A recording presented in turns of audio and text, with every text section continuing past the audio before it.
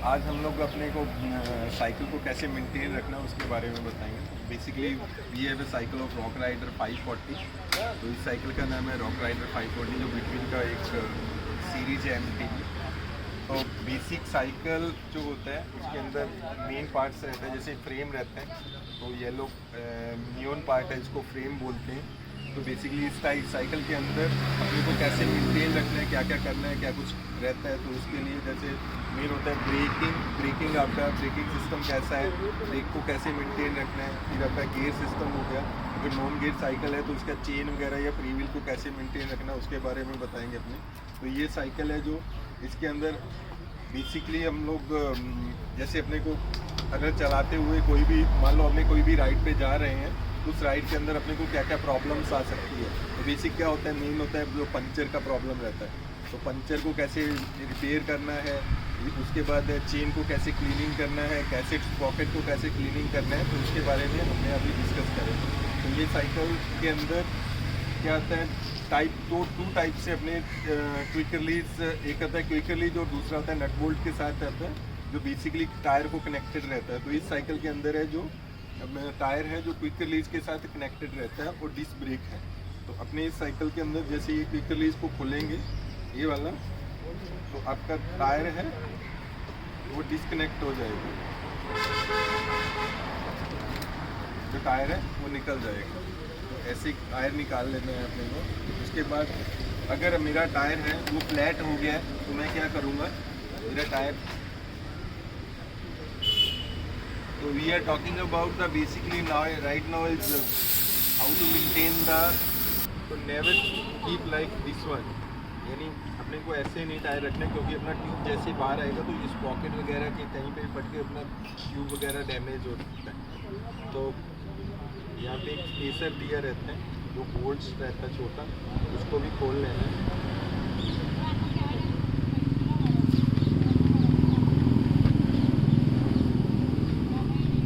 यानी कि धकेलना, और टायर लीवर, इसको टायर लीवर बोलते हैं। इसको अपने को कहीं से भी यहाँ पे लगा के और बाहर की तरफ इससे प्रेस कर दें। तो ये लगाने के लिए, इसके अंदर लगाने के लिए ये वाला फूट है, तो यहाँ पे ये रुक जाएगा ऑटोमेटिकली। तो सेकेंडली दूसरे वाले लीवर को लगाना, ये ऐसे धीरे धीरे निकलना शुरू हो जाएगा।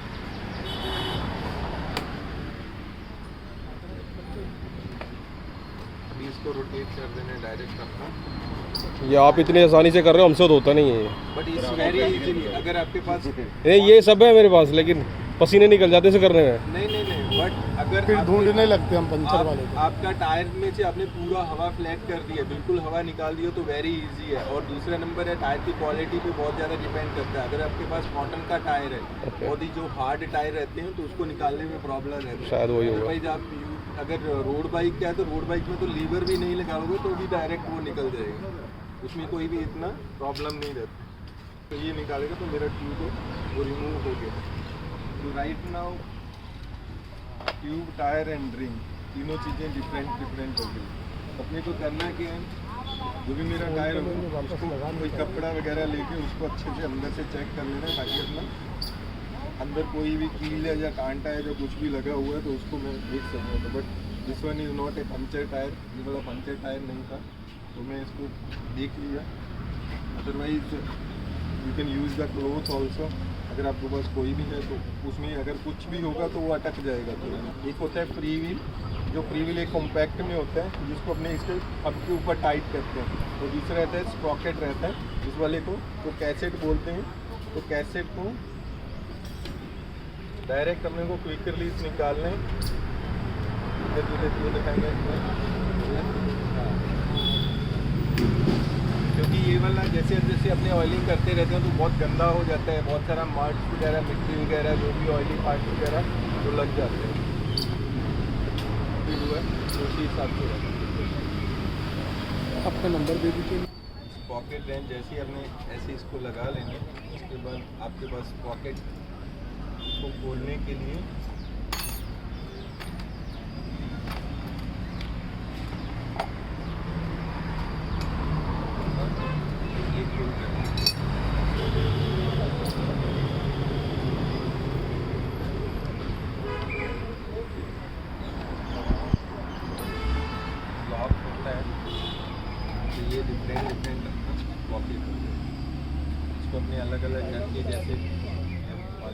इसका भी इसमें यहाँ पे स्क्रू दिया है एलिंग की। ये चीज़ डीकैथलॉन पे मिलती है, क्या चीज़? ये जो आपने जो नहीं नहीं रेंज रेंज नहीं डीकैथलॉन पे नहीं है, पार्क टूल का आएगा, पर ये डीकैथलॉन पे तो नहीं ये अगर खरीदना है तो कहाँ से खरीदना पार्क है? टूल से खरीद सकते हो। कहाँ से? पार्क टूल करके वेबसाइट है। www.parktool करके एक वेबसाइट है, उसमें डायरेक्ट मिलता है। तो चेन को भी आपको खोलने के लिए एक ML की प्लायर, यानी ये वाला प्लायर रहता है, ये भी आप बाय कर सकते हो पार्क टूल से, बाय कर सकते हो। तो इस वाले में जैसे हम लोग को देखना रहेगा पहले भी क्या है, कहीं पे इसमें कनेक्टेड कैसे है ये, तो कनेक्टेड के लिए यहाँ पे इसमें लॉक दिया रहता है। तो यहाँ पे लॉक दिया रहता है, मैं इसको जैसे ही हम लोग इसको प्रेस करूँगा यहाँ पे लॉक हो गया, ये वाला इजीली यहाँ से खुल जाएगा।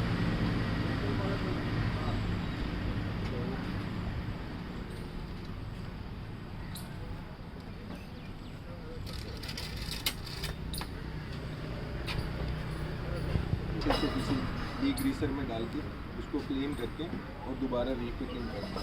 आई थिंक कुछ भी नहीं है इसमें, वेरी इजी वाला, यानी यहाँ पे स्प्रे कर देने का यहाँ पे, but don't do the disc brake को कभी भी स्प्रे नहीं जाने देना, यानी अगर उस पर लग गया तो you can create a sound, आपकी ब्रेक का जो पैड्स है वो लॉस्टेड हो जाएंगे और एक साउंड करना शुरू कर देगा। इसलिए अगर आपके पास सॉकेट टूल्स नहीं है ना खोलने का इसको, तो वापस से लगा, लाइक मैं जैसी कंडीशन में होता है वैसे इसको वापस लगा रहा हूँ।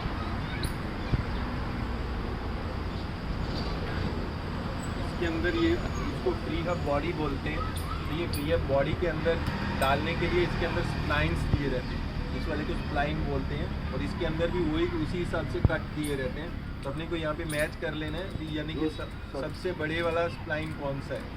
जैसे मैंने यहाँ पे देखा तो ये वाला सबसे बड़ा स्प्लाइन है, इसके साथ ये सबसे बड़ा वाला इसके साथ मैंने सबसे बड़े वाले को यहाँ पे रखा है, डायरेक्ट इसको मैं पुश कर दूँगा इसके बारे। वैसे अदरवाइज ये जाएगा ही नहीं अंदर, क्योंकि अगर टेढ़ा मेढ़ा होगा तो उस लाइन के अंदर फिटिंग नहीं है।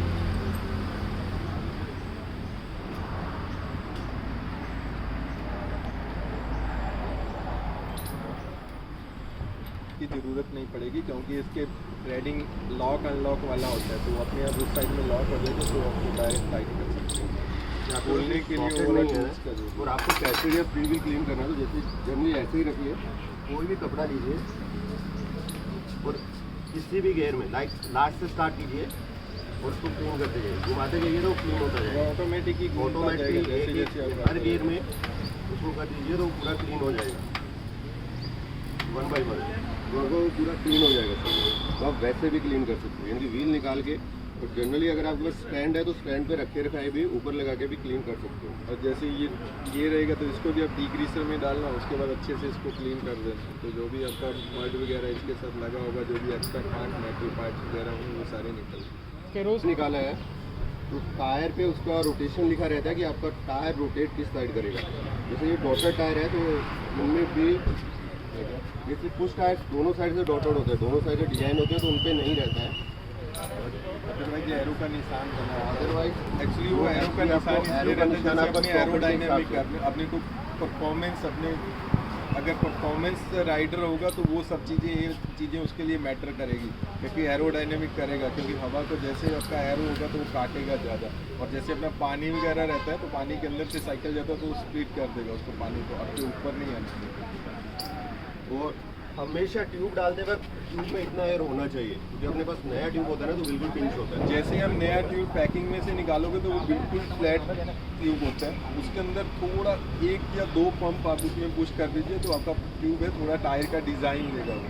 टायर का डिज़ाइन लेने के बाद आपका जो पिंच होने का चांस रहता है वो 110% आपका रिमूव हो जाता है वहाँ से, यानी आपका पिंच होने का चांस ही नहीं रहेगा। अदरवाइज जैसे ही आप अंदर डालने के लिए जाओगे टायर तो क्या पता कहीं से दबा हुआ रहेगा, तो जैसे फुल हवा भरोगे तो यहाँ से वहाँ तक चलोगे तो क्या पता दोबारा पिंच होते, इससे आपको वही प्रॉब्लम है। और ट्यूब डालने के लिए हमेशा वॉल से स्टार्ट कीजिए, जो वॉल आपको दिख रहा है वॉल से अंदर डालिए, उसको ऊपर से खींच लीजिए और रोटेट करके घुमा लीजिए, इनको कहीं से पूरा पिंच ना पहले हो, आपका ट्यूब है वो अंदर टायर पूरा टायर के अंदर चला जाना चाहिए ट्यूब।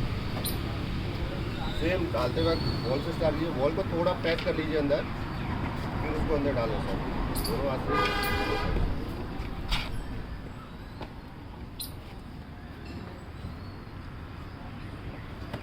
लेकिन बहुत से टायर्स होते हैं जिनको लीवर की ज़रूरत नहीं पड़ती है डालने के लिए।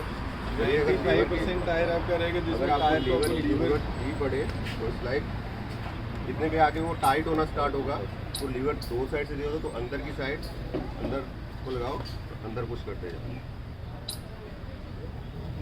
लीवर आगे चढ़।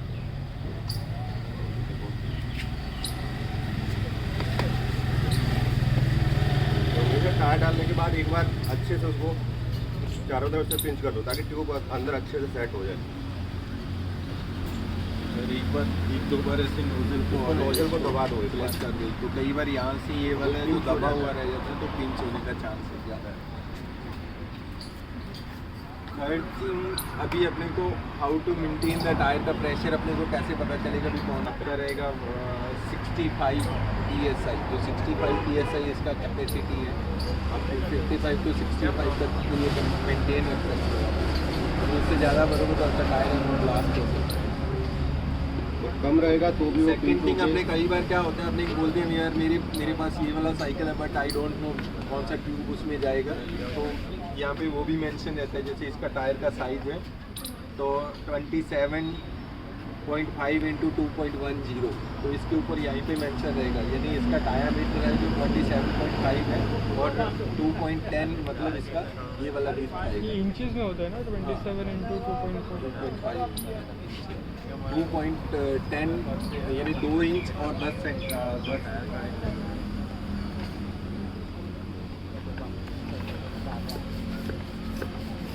कहती है अब मैं यहाँ पे रखूँगा तो वो मेरा टायर है वहाँ से अंदर दबा होगा रहेगा, हमेशा टायर को ऐसे रख के उसके अंदर हवा भरेगी।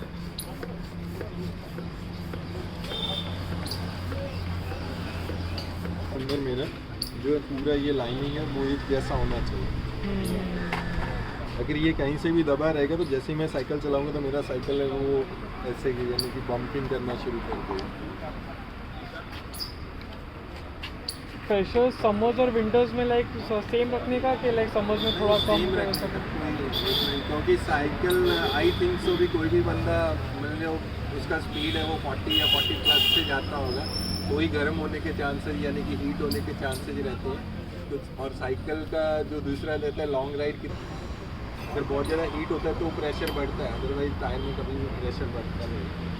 तो अभी ये वाला क्विक रिलीज, इस वाले क्विक रिलीज के अंदर समथिंग 3-4 पार्ट्स रहते हैं, जैसे ये स्पेसर रहता है, ये पनिकल स्प्रिंग रहता है, इसको एक्सेल बोलते हैं, ये स्क्वायर नट रहता है आगे इधर भी रहता है। तो हमेशा आपको जब भी आपको डाले तो स्प्रिंग का है जो पनिकल यानी कि स्क्वायर पार्ट अंदर की तरफ जाना चाहिए ये वाला, मेरी वो इक्वल रखेगा। अदरवाइज मैं इसको अगर ऐसे रख दूँगा तो मेरा प्रॉब्लम यानी कि मेरा फिटिंग है वो सही नहीं आएगा।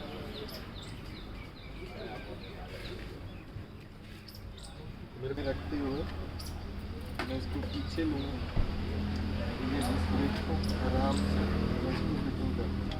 तो अपने स्टैंड पे लगाया तो आप नीचे से पैर का सहारा लेकर इसको फिटिंग कर सकते हैं। और हमेशा क्विक रिलीज का लीवर है ऊपर की तरफ लॉक होता है और नेवर इस साइड में आपका लीवर नहीं आना चाहिए, क्योंकि इधर से आपको खोलना और टाइट करना वो सब में बहुत ही ज़्यादा परेशानी होगी। तो जैसे अभी मैं देख रहा हूँ तो मेरा ये वाला इतना फ्री नहीं घूम रहा है, क्योंकि मेरा इसका कहीं से टच हो रहा है, तो मेरा यानी फिटिंग है वो सही नहीं हुआ है। मैं इसको एक बार फिर से यानी लॉक उतार के अगर वो लगाओगे टायर तो जल्दी अलग जाएगा।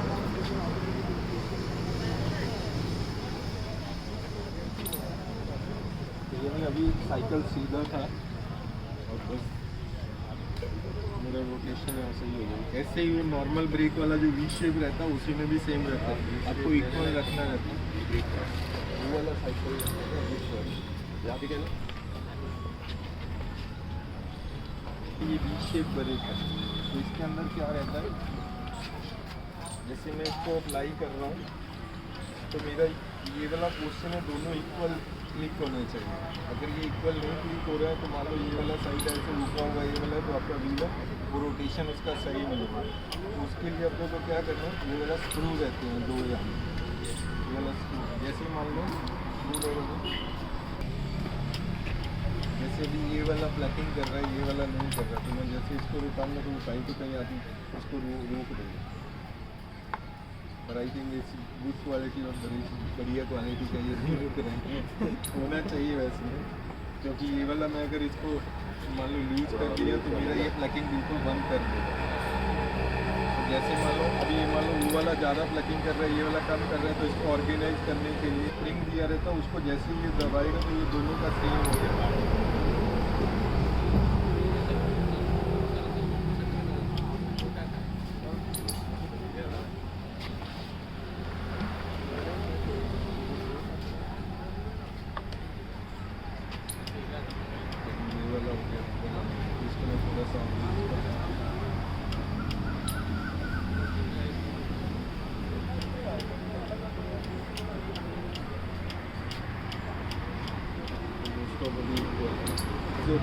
इसको यहाँ से इसको खोल के इक्वल हो जाएगा। यहाँ से वायर को थोड़ा सा बाहर निकाल लें, जो ड्रॉप यहाँ पे ऑयल का आप डाल सकते हैं।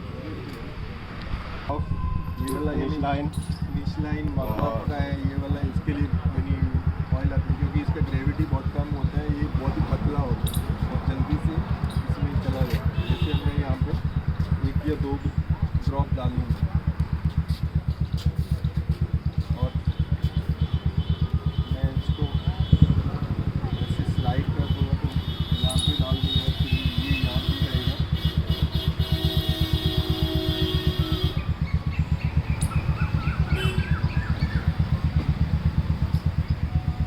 इसको मैं स्लाइड डाल दूँ तो अपने आप उसके अंदर ये चला जाएगा। और जनरली क्या होता है कि साइकिल वाले आपको वो जला हुआ इंजन ऑयल डाल के देते हैं, तो ये जो ब्लैकनेस है वो डस्ट को ज़्यादा कैच करता है, ये डस्ट को मतलब कैच नहीं करेगा ये वाला, ये उसकी विजिबिलिटी कम है तो कैच नहीं करेगा।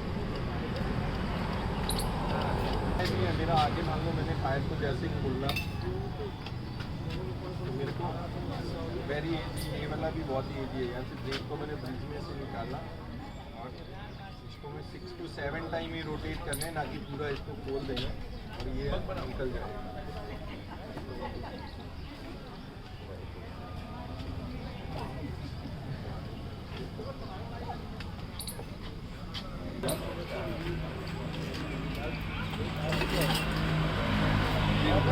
फिटिंग करने के लिए जैसे आप इसको लगाने जाओगे, इसको ऊपर ही लगा सकते हैं, जैसे वो ऊपर लगाया, उसके बाद इसको फिटिंग कर लीजिए।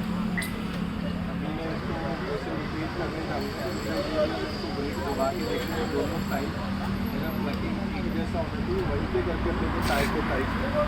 अदरवाइज मैं अगर एक साइड में करते रहूँगा तो जैसे इस वाला गैप है वो बहुत कम हो जाएगा, इस वाला साइड में वो ज़्यादा हो जाएगा। तो मेरे को क्या करना है, टायर को थोड़ा सा पकड़ना है, उसके बाद ही इसको टाइट करना है, यानी सीधा में रख के टायर को टाइट करना है, अदरवाइज मेरा प्रॉब्लम रहेगा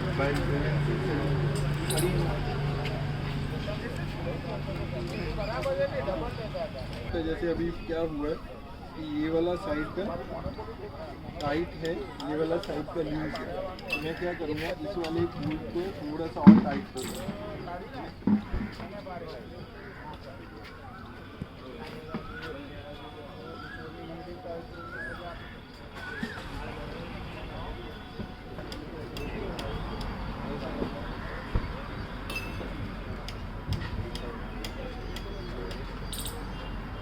इसका इक्वल रहना चाहिए।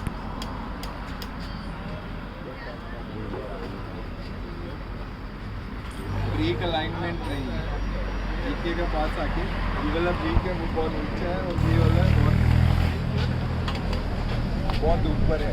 तो क्या होता है कभी कभी, हाँ ये वाला एक्चुअली आपके रिंग के पिच के ऊपर ही आना चाहिए, अगर ऊपर नीचे होगा तो कई बार साउंड क्रिएट करता है, पों का साउंड करता है।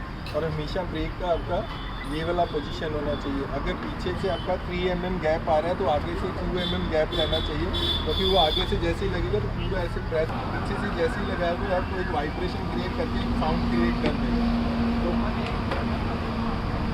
पूरा पिच पे आएगा। प्लस आपका आगे से ब्रेक है तो मैंने पास में ही रखा है, इसके अंदर कॉनिकल वॉशर दिए रहते हैं, स्पेसर है, जैसे चांद वॉशर बोलते हैं इसको दूसरी भाषा में। तो जैसे ही आप उसको पोजीशन देना चाहोगे तो डायरेक्ट आपका पोजीशन नहीं मिलेगा।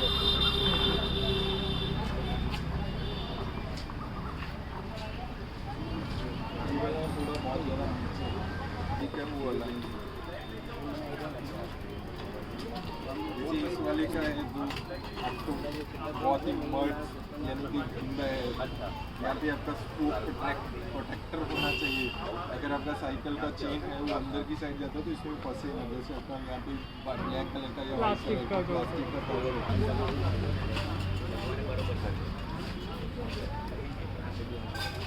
नेक्स्ट भी क्या रहता है, अपना एक टास्क होता है, जैसे हमने कई बार होता है अपना चेन है वो खराब हो जाता है कि चेन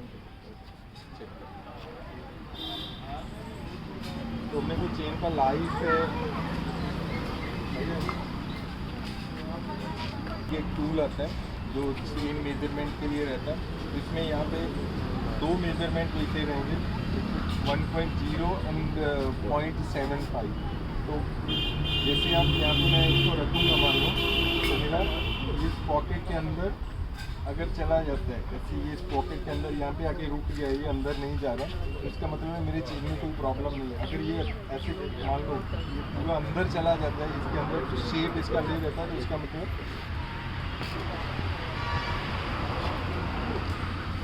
बिकॉज ये वाला नया साइकिल है इसीलिए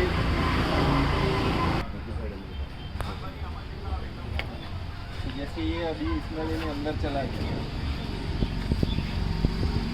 तो अभी आप इसको देखोगे तो 0.75 मतलब आपका चेन है, वो चेन 75 वाले को मैं अंदर रख रहा हूँ। तो मेरा कैसेट और चेन दोनों यानी कि कैसेट मेरा चेन मेरा गया हुआ है बट कैसेट है मेरा वो अभी प्रॉब्लम नहीं है। कैसेट में नहीं भी चेंज करूँगा तो भी है। तो मेनली क्या रहता है, जैसे आपने एक बार चेन चेंज कर दिया तो दूसरी बार जब भी आपका चेन ख़त्म हो जाता है तो आपको कैसेट भी चेंज करना पड़ता है, क्योंकि इसके पीछे तो बहुत पीस जाता है। अगर आप नया चेन दोबारा डलवा दोगे तो आपके पीछ के अंदर चेन ज़्यादा डीप जाएगा और एक साउंड प्लेट आपको शिफ्टिंग करने में प्रॉब्लम करेगा। और हाउ टू चेंज यानी कि कैसे अपने को पता चलता है कि ये वाला इसका कितना लेंथ होना चाहिए। सेकंड फर्स्ट तो आपका हो गया, अभी अब मैं चेन के साथ है डायरेक्ट मैं अपना चेन है उसका मेजरमेंट कर लूँगा। सेकंड सबसे बड़े गियर पे रखना है और इधर भी सबसे बड़े गियर पे आना चाहिए।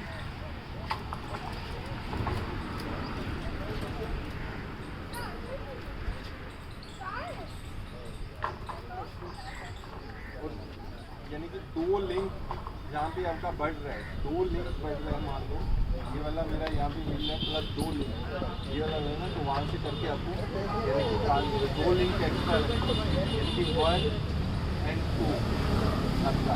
इसमें यानी कि 2 टाइप के लिंक होते हैं। ऊपर वाले लिंक रहते हैं जो पिवट से कनेक्टेड रहते हैं, उनको मेल लिंक बोलते हैं, और ये वाला फीमेल लिंक होता है। इसके अंदर जो पिवट लगा रहता है प्लस रोलर होता है।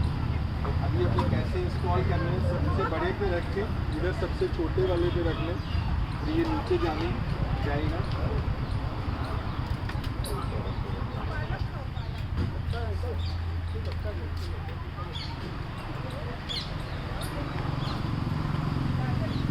ये वाला है जो फर्स्ट जो गाइड पुली रहता है, गाइड पुली के अंदर यहाँ से एक यानी जगह दिया रहेगा, उसके अंदर से जाना चाहिए और रोटेट होके जो पुली के ऊपर से आना चाहिए।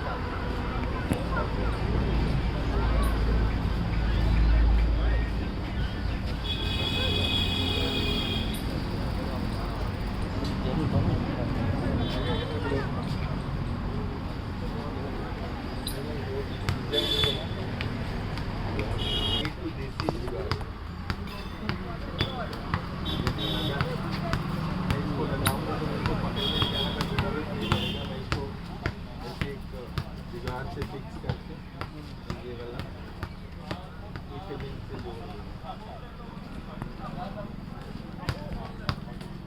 तो यानी चकने का या दूसरे बंदे की हेल्प का जरूरत नहीं पड़ेगा।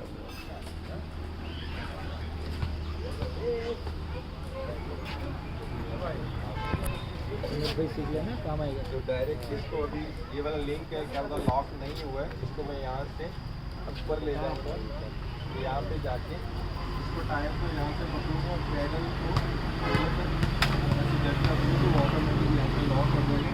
अदरवाइज अगर आपके पास MLP प्लायर है जो मास्टर लिंक प्लायर लिंक बोलते हैं, इस वाले को मैं यहाँ पे जैसे खोलने के लिए इसको मैंने दबा के खोला, तो इस वाले को मैं बाहर की साइड ऐसे प्रेस करूँगी तो ऑटोमेटिक लॉक। ड्यूरिंग का राइड जब आपका पंचर होगा ना तो आपके पास स्टैंड तो होगा नहीं। जैसे आपका रियर का टायर पंचर हुआ तो फर्स्ट वन आपको सबसे पहले लास्ट में कर लीजिए गेयर, यानी कि जो आपका सबसे लास्ट गेयर है उस पर चैन को उस पर ले लास्ट गियर पे आ गया। लास्ट गियर पे चेन लोगे तो ही होगा टायर, टायर निकलेगा। अदरवाइज आपने ऊपर रखा हुआ तो टायर निकालने में आपको बहुत सारा प्रॉब्लम है। साइकिल को उल्टा करके रखिए,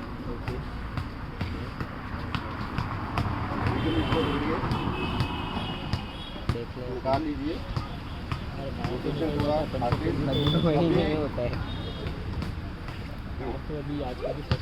ड्रिलर है ना, ड्रिलर पे अंगूठा रखिए खुलने के बाद और इसको पीछे खींच लीजिए तो आपको स्पेस मिलेगा उसको निकालने के लिए, तो आप इजीली निकाल पाओगे। स्पेस मिल जाएगा। अभी जो नीचे वाला चैन है उसके ऊपर गेयर रखिए, कोई भी गेयर रखिए, लास्ट के एक को रखोगे तो बिजली फिट हो जाएगा और वापस अपने से तो होता ही है। वो आपको प्रॉब्लम होती है, आप ट्राई कीजिए।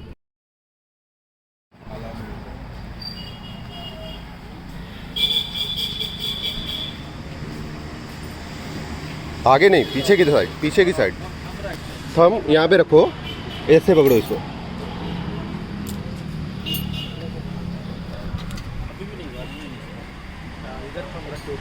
देखो अरे अंदर पानी है, हाथ धुल जाए, निकालो इसको।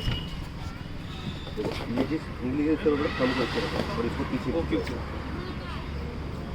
हाँ और निकालो।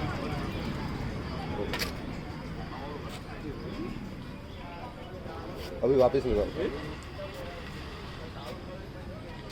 वापस खींचो उसको ताकि दोनों के अंदर थोड़ा स्पेस बने। हाँ तो वहाँ पे लास्ट गियर रखो या सेकंड लास्ट रखो, कोई भी रख लो और उसको नीचे पुश कर लो। हाँ अभी टायर को टाइट किया करो।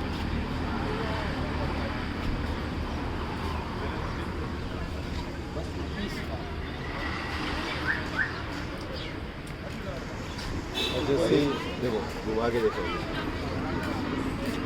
दोनों यहाँ का स्पेस देख लो इक्वल है,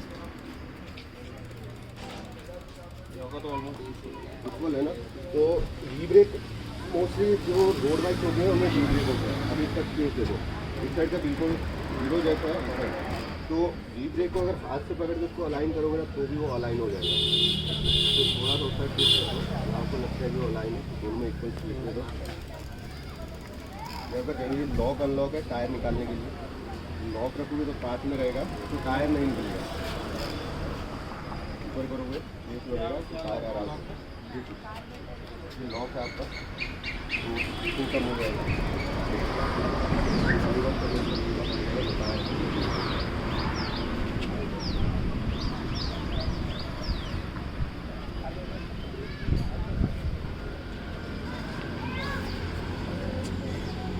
एनीथिंग एल्स का वॉल्व चाहिए तो इस वाले को में मेरे पास 48 mm का वॉल्स वाला रहता है, कहीं को लंबे वॉल्स वाला रहता है, वो वाला रहता है। तो स्पोक टाइप ऑफ स्पोक भी अलग अलग होते हैं। ये वाले फ्लैट वाले राउंडेड वाले होते हैं, फिर फ्लैट वाले होते हैं। फ्लैट वाले में क्या रहता है, जैसे आपका एरोडायनेमिक ज़्यादा रहता है, तो जैसे आपका हवा जो नोजल जो नॉर्मल वाला रहता है तो उसमें डनलॉप वॉल्व बोलते हैं। तो मोस्टली जो भी अगर डीकैथलॉन में हम लोगों के पास पंप है तो कोई भी अगर पंप लोगे तो आपका किसी भी पंप में कोई भी किसी भी ट्यूब में आप हवा कर सकते हैं। और मेंटेन आपको रखना है, डिपेंड ऑन होगा टायर की कैपेसिटी, उसके हिसाब से आपको लगता है। अभी आप 3 पैडलिंग में 1 मीटर जा रहे हो तो उसमें आपको क्या पता 2.5 पैडलिंग में आपका 3 मीटर उतना चला जाएगा, यानी कि आपका डिस्टेंस कवरेज डिस्टेंस बढ़ जाएगा, आपका जोर बढ़ जाएगा, आपका पैडलिंग कम हो जाएगा। तो जितना आपका ये वाला क्रैंक आपका बड़ा होगा उतना आपका जोर ज़्यादा लगेगा, आपका स्पीड ज़्यादा आएगा। क्यों यहाँ पे 3 चक्कर क्यों दिए रहते हैं माउंटेन बाइक में, इसीलिए 3 चक्कर दिए रहते हैं यहाँ पे। जैसे बना जितना आपका यहाँ पे स्मूथ यानी स्मूथ राइडिंग चाहिए तो आप छोटे पे राइड करोगे, मीडियम राइड चाहिए तो आपको मिडल वाला चाहिए, और आपको हार्ड यानी कि अगर यहाँ पे फुल लगा के राइड करना हो तो आपको बड़े पे रखना पड़ेगा, तो ही आपका स्पीड है। और नॉर्मल फ्लैट रोड पे चल रहे तो फ्लैट रोड पे 2 के साथ 4 और 5 रखिए आप, यानी कि नॉर्मल वाले के लिए 2 सेकेंड के साथ 4 और 5 रखिए तो उसमें आपका नॉर्मल स्पीड जितना नॉन गियर साइकिल में आता है तो नॉर्मल स्पीड आएगा, नॉर्मल राइडिंग रहेगा, नॉर्मल यानी कि पैडलिंग रहेगा। कैडेंस चाहिए था, कैडेंस चाहिए आपको, टाइप ऑफ कैडेंस कैसा चाहिए, हार्ड कैडेंस चाहिए अगर तो आपको बड़े पे रखना रहेगा, स्पीड प्लस हार्ड कैडेंस चाहिए तो बड़े पे रखना पड़ेगा। अगर आपको कैडेंस मेंटेन करना है या ठीक है मेरा 90 प्लस कैडेंस आना चाहिए तो you can put on the second पे आप यूज़ कर सकते हो तो आपका कैडेंस इंप्रूव हो जाएगा। और सिर्फ 2 ही क्रैंक होगा। अब वही तो फिर तो डिपेंड ऑन आपका पोजीशन पे आएगा, यानी कि आपको कितना हार्ड राइड करना है। अगर फुल हार्ड राइड करोगे आपका कैडेंस मेंटेन नहीं होगा क्योंकि आपका स्पीड ज़्यादा आएगा। अगर अभी आप रोड बाइक की और स्पीडिंग की बात करो तो आपको 120 अगर मेंटेन करना है तो थर्ड पे रखोगे और पीछे 4-5 पे रखोगे तो आपका गाइडेंस मेंटेन होगा। बट अगर फ्रंट में बड़े पे रख के रियर में आप 10-11 पे जाओगे तो गाइडेंस वही आपका 85 के ऊपर मेंटेन नहीं कर पाओगे आप उसको। तो कर पाओगे तो फिर 2-3 किलो चेन है वो कनेक्टेड सीधा रहेगा। अगर मैं यहाँ पे थर्ड रखूँगा, यहाँ पे मैं 1 रखूँगा तो मेरा चेन है वो क्रॉस हो जाएगा और ड्रिलर के साथ यहाँ पे टच करने लगेगा, एक कर टच हो जाएगा जो साउंड क्रिएट करेगा, तो वो वाला प्रॉब्लम होगा। और आपका दूसरा नंबर है आपका कैडेंस बढ़ जाएगा, उसके अंदर आपको पैडलिंग बहुत ही ज़्यादा यानी कि स्मूथ रहेगा उसके अंदर, तो वो वाला उसमें आप कैडेंस मेंटेन ही नहीं रख पाएंगे। अगर यहाँ पे मैं आपका सेकंड रखूँगा तो यहाँ पे 4-5 पर रहेगा तो उसमें मेरा चेन सीधा रहेगा, उसमें आपका नॉर्मल स्पीड रहेगा। 1 के साथ 1, 2, 3 होता है इंक्लाइनेशन के लिए, जिसमें आपका पैडलिंग स्मूथ रहता है, आपका स्पीड कम आता है प्लस आपका जो जोर है वो कम लगेगा यानी इंक्लाइनेशन के लिए। सेकेंड के साथ 4 और 5 रखोगे तो आपका नॉर्मल फ्लैट रोड के लिए मान लो आपको भोपाल सर्कल से लेके वैष्णो देवी जाना है तो कोई ब्रिज नहीं आता है, कुछ नहीं आता है, तो फ्लैट रोड पे नॉर्मल आपका स्पीड रहता है, नॉर्मल पैडलिंग होता है। थर्ड के साथ 6, 7, 8 जो भी है वो रखेगा, उसमें आपका पैडलिंग कम होगा, आपका जोर ज़्यादा लगेगा, आपका स्पीड बढ़ जाएगा। तो मोस्ट ऑफ स्प्लिट राइड जैसे स्पिन मार रहे हो या पूरा जोर लगा के चला रहे हो उस टाइम में यूज कर सकते हो। देन थोड़े महीनों के बाद ये जो रिम है ना वो थोड़ा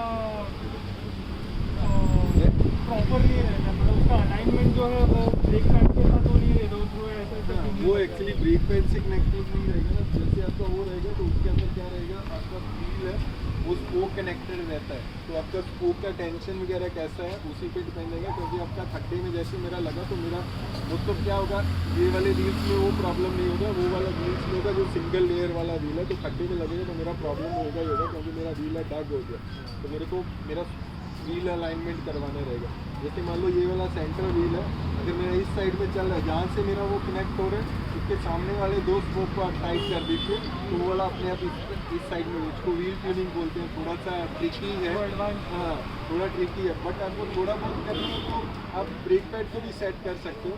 या ब्रेक पैड आपका मान लो आपका पहले गैप है वो 3 mm है, तो उसको अगर आपको मान लो मैकेनिक के पास नहीं जाना है, मान लो ऐसे ही चलाना है तो you can do is the 4 mm, 1 mm उसको बढ़ा दीजिए क्योंकि जो व्हील ट्यूनिंग रहता है वो 1-2 mm का ही रहता है जो ये नॉर्मल स्पेस पे रहेगा।